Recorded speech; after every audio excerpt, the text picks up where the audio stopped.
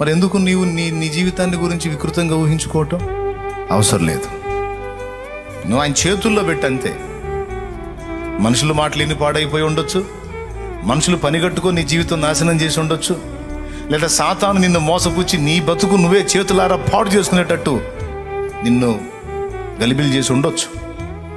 నువ్వు చేయాల్సింది ఏంటంటే ఆ చిత్రపటం దేవునికి అప్పగించుకున్నట్టు నీ బ్రతుకు చిత్రాన్ని పరమ చిత్రకారుడైన యేసయ్యకి అప్పగించాలి. అప్పుడు మొత్తం మార్చిపడేసి శూన్యులాగా గందరగోళం అయిపోయిన నీ జీవితం నుంచి ఒక సుందరమైన ఆకృతిని ఆయన తీస్తాడు బయటికి.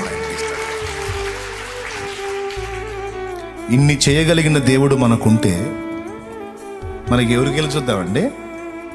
ఎవరు ముఖ్యం మనకి? ఎవరు మెయిన్? ఎవరు కావాలి మనకి?